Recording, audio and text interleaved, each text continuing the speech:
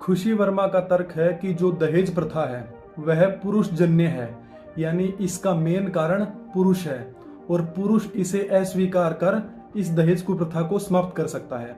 लेकिन यह बहुत ही एक आइडियल बात है। स्थिति यह है कि जो दहेज प्रथा है वह पुरुष जन्य नहीं बल्कि परिस्थिति जन्य है, यानी कुछ सिचुएशन ऐसी है जिस कारण दहेज कुप्रथा शुरू हुई और इन्हीं सिचुएशन के कारण यह कुप्रथा चल रही है। देखो, जो पिता होता है अपनी संपत्ति, अपनी विरासत जो होती है उसका बंटवारा अपने बेटे को दे देता है, अपनी बेटी को उसमें हिस्सा नहीं मिलता। इसीलिए उस चीज को कवर करने के लिए आमतौर पर दहेज दिया जाता है।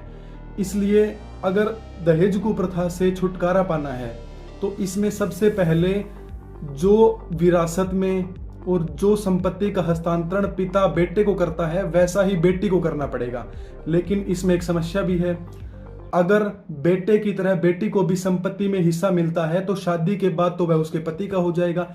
इसीलिए केवल बेटे और बेटी को जो विरासत है, जो संपत्ति है, वो बंटवारा करके, इक्वल बंटवारा करके भी इस कुप्रथा से छुटकारा नहीं पाया जा सकता। इसके लिए एक सबसे बड़ी चीज यह है कि जो महिलाएं हैं उनको सामाजिक रूप से, सांस्कृतिक रूप से, आर्थिक रूप से, राजनीतिक रूप से आत्मनिर्भर बनना पड़ेगा, जैसे कि अभी पुरुष हैं। इसीलिए जब पिता बेटे की तरह बेटी को जो अपनी जो विरासत देगा, जो अपनी संपत्ति देगा, उसका स्वयं का हक उसका हो पाएगा जब वह आत्मनिर्भर होगी, वरना शादी के बाद वह उसके पति का हो जाएगा।